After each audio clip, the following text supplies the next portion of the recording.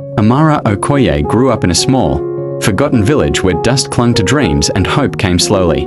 Her world was shaped by struggle, but also by the unbreakable will of one woman, her mother. Mama Nkiru woke before sunrise and slept long after darkness fell.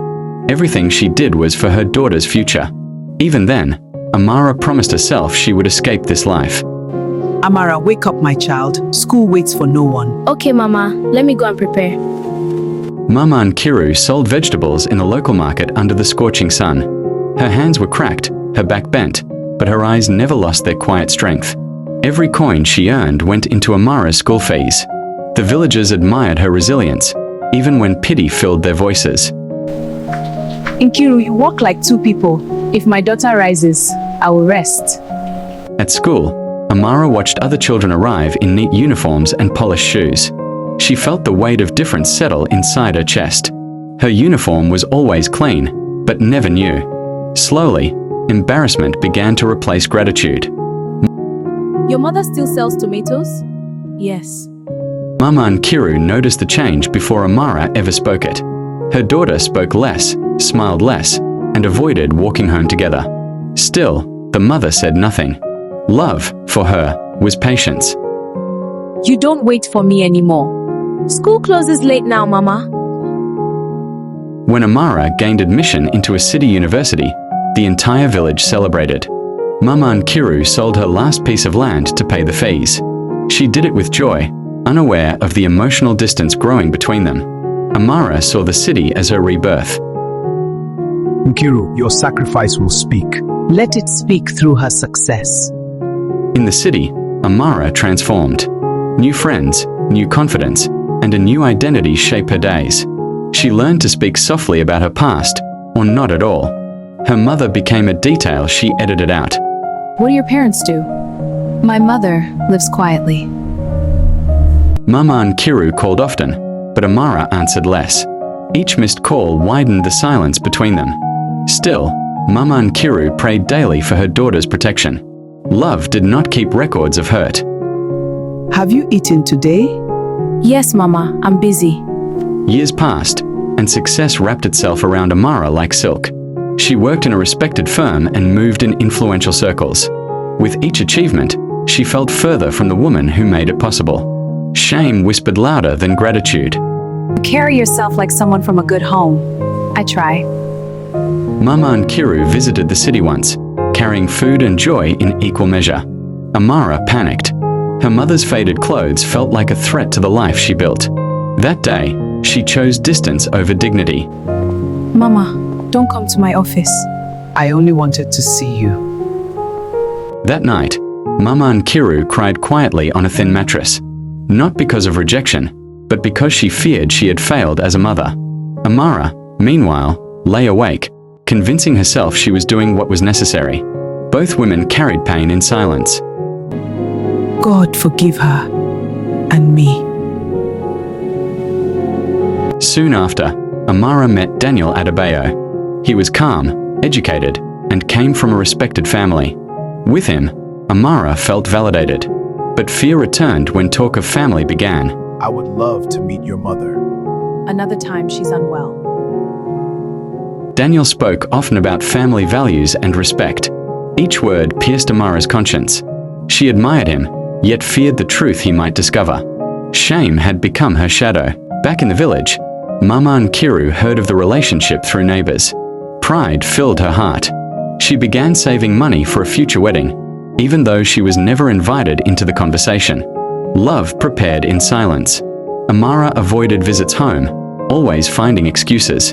The village felt too close to the truth she ran from. Each lie she told made the next one easier. And Mama Nkiru continued waiting. When will you come? I don't know yet. Work is demanding, Mama. By the time Daniel proposed, Amara said yes with joy and fear. The wedding would bring everything she hid into the light. Still, she chose silence over honesty. And Mama Nkiru remained unseen. Will you marry me? Yes, I will. The engagement announcement changed how people looked at Amara. Suddenly, she was no longer just successful. She was admired. Friends praised her taste, her ring, her future. But behind every compliment, Amara felt a quiet panic rising. Marriage meant family, and family meant her mother. You really married up, Amara. God has been kind to me. Daniel's family welcomed Amara with warmth and curiosity. They asked about her upbringing, her parents, her home. Each question felt like a test she was failing. So she answered carefully, selectively, dishonestly. Where does your mother live? She prefers a quiet life far from the city. The wedding planning began quickly. Venues, colors, guest lists, all discussed with excitement. But when the conversation turned to parents, Amara's enthusiasm faded. She insisted on handling certain details alone. Shall we list both parents? Just the grooms for now. Daniel noticed the pattern. Amara spoke freely about work, dreams, and the future, but rarely about her past.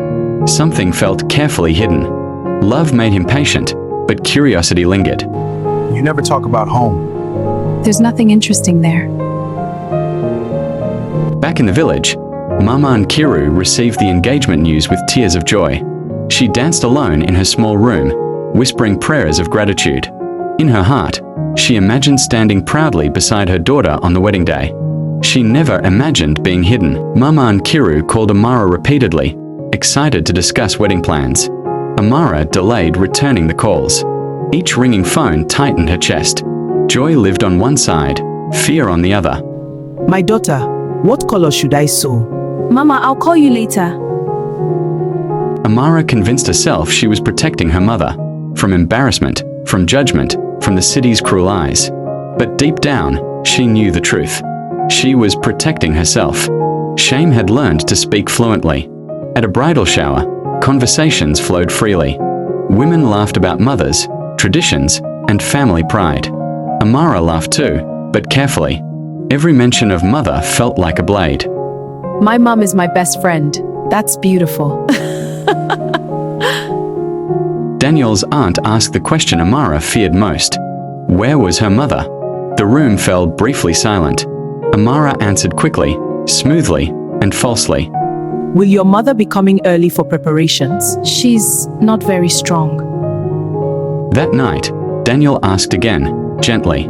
He sensed the weight Amara carried, but she met concern with silence. You don't have to hide things from me. Please, not now. Wedding invitations were printed, lists finalized, seats assigned. Mama Nkiru's name was nowhere on paper, yet she lived in every sacrifice behind it. Mama Nkiru saved every coin she could find. She bought fabric, a simple brown and gold wrapper she believed would suit a wedding. Hope stitched itself into every fold. Amara sent money home but avoided conversation. Support without presence. Help without acknowledgement. Guilt tried to speak, but pride answered louder. Wedding rehearsals began. Mothers laughed together, exchanged advice, corrected traditions. Amara watched from a distance, pretending not to notice the empty space beside her. Daniel watched everything. He said little, but remembered much. Love does not ignore patterns forever. Mama Nkiru finally asked the question that had waited too long. Her voice trembled, not with anger, but with fear. Amara, my daughter, am I coming for the wedding? Amara froze. Silence filled the line. In that moment, truth begged to be spoken, but fear won again. No, Mama, it may be complicated. Mama Nkiru understood without explanation. Some answers come without words. Her heart cracked quietly, but she did not protest. I understand, my child, thank you. That night, Mama Nkiru removed the wedding fabric from her bag. She folded it carefully and placed it away. Love learned to sit with disappointment. Amara felt relief and shame in equal measure. The problem seemed solved, but peace did not come with it. As the wedding day drew closer, Mama Nkiru prayed harder than ever. She asked for strength, not answers. God, let her just be happy. That's more important. Daniel finally decided to seek the truth himself. Love pushed him where silence failed. Meanwhile, Amara stood before a mirror. dressed in blue and admired by many. Yet she had never felt smaller. Why does it hurt? It's for the best. Two women lay awake in different worlds, one in luxury, one in simplicity, both bound by the same unspoken pain. The wedding was days away, and the truth, long buried, was already finding its way to the surface. Thank you for watching. Please like, share and subscribe. See you on the next story. Wedding preparations entered their final stage, and excitement filled the air. Designers, planners, and relatives moved in and out of Amara's apartment. She smiled, nodded, and approved every detail. But each decision reminded her of the one person missing from it all. Daniel's family arrived early to assist with final arrangements. His mother took charge naturally, guiding traditions and rituals. Amara watched, aware that her own place beside her mother was being filled by someone else.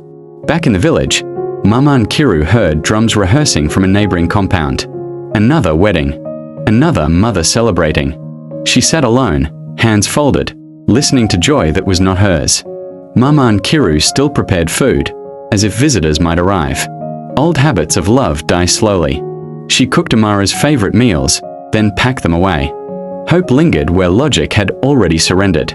Amara sent a brief message home. Not an invitation. Not an explanation. Just money. Distance disguised as responsibility. Daniel noticed Amara's restlessness. The closer the wedding came, the heavier her silence grew. Love demanded honesty, but fear kept winning. At the final fitting, Amara stood before the mirror in her blue and gold bridal outfit. Everyone gasped in admiration. She looked perfect, yet her heart felt unfinished. Traditionally, the bride's mother blesses her before the wedding. Daniel's family asked about it. Amara dismissed it quickly, afraid of questions she could not control. The room grew quiet. Some traditions were not meant to be skipped. Daniel felt something snap inside him, not anger, but disappointment. When will your mother bless you? We'll skip that part.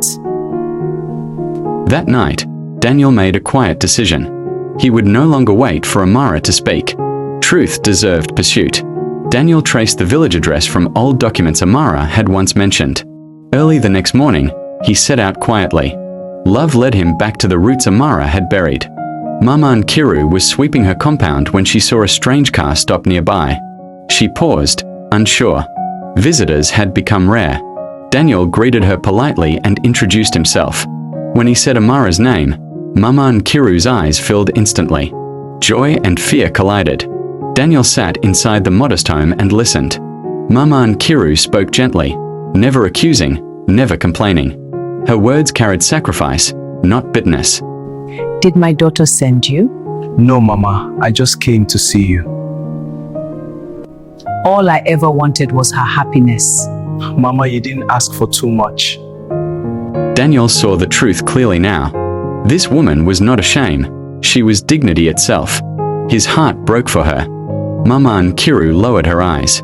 Years of humility had trained her not to expect recognition. Love had taught her silence. You should be honored, Mama. You've sacrificed a lot. She knows what is best. Daniel asked if she planned to attend the wedding. The answer came slowly, painfully. Mama, would you love to attend the wedding? I was not invited. If my presence would ruin her big day, then I'd rather not come. Something hardened inside Daniel. Not anger, but resolve. Some wrongs could not be ignored. Mama, that would change. You'll be at my wedding and nobody will stop it. My son, please, I don't want troubles, just your happiness. Back in the city, Amara prepared for her wedding day unaware of what had been set in motion. Silence has consequences. Truth travels faster than lies expect. Mama and Kiru packed nothing. She had learned not to hope, but her heart trembled with something unfamiliar, possibility. The night before the wedding arrived, Amara lay awake, surrounded by luxury, haunted by absence. Daniel returned late, carrying truth like a storm. He said nothing yet. Morning would speak loudly enough. In the village, Mama and Kiru slept lightly, dressed simply as always. She did not know if she would be needed. But love stayed ready. The sun rose on the wedding day. Joy prepared to dance. Truth prepared to speak. And somewhere between pride and love, a reckoning waited. The wedding hall shimmered with gold and blue decorations. Guests filled every seat, dressed in elegance and expectation. Music played softly as cameras flashed. Amara sat in a private room, dressed in blue and gold, breathing carefully. Today was supposed to be perfect. Daniel stood at the altar in his cream traditional outfit, composed but thoughtful. His eyes scanned the entrance repeatedly. He was waiting, not just for his bride, but for something more. Outside the hall, a modest car stopped. Mama Nkiru stepped out slowly, dressed in her faded brown wrapper and simple headscarf. She hesitated at the gate, unsure if she belonged. Guests near the entrance turned to look at her. Some whispered. Others simply stared. She held her small handbag tightly and walked in with quiet dignity. Daniel saw her first. Relief softened his face. He stepped down from the altar without explanation. Dan, where are you going?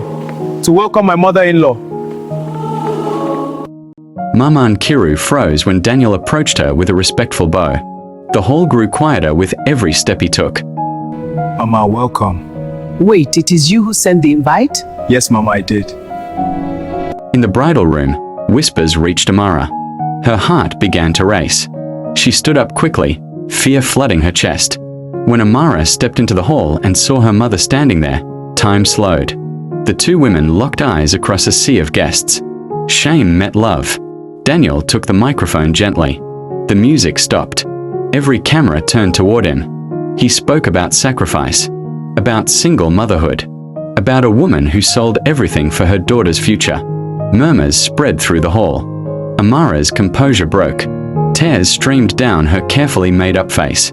The truth she had buried was now standing in front of everyone. Daniel walked to Mama Nkiru and held her hand, not out of pity, but out of respect. He led her toward the front seat reserved for parents, a seat that had been empty until now. Amara could no longer stand still. Pride collapsed under the weight of truth. She walked slowly toward her mother. In front of everyone, Amara knelt. The room gasped. Cameras captured not glamour, but repentance. Mama Nkiru lifted her daughter gently. There was no anger in her eyes, only love that had waited patiently. They embraced tightly. Years of distance dissolved in a single moment. Guests wiped tears. Whispers turned into admiration.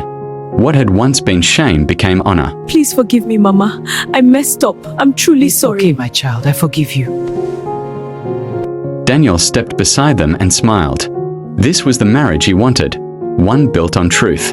The ceremony continued, but it felt different now. Lighter, honest. When Amara looked at her mother again, she no longer saw poverty. She saw strength. Mama Nkiru sat straighter than ever before. For the first time in years, she felt seen. Amara's tears dried, but the lesson remained. Status fades. Sacrifice does not. The celebration that followed was louder than expected, not because of wealth, but because of redemption. You look stunning. Bless you both. This wedding will be remembered. Indeed. And as the music played into the night, Amara understood something she should have known all along. The only shame in this world is forgetting the hands that raised you.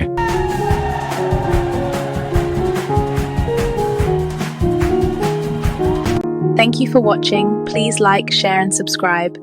See you on the next story.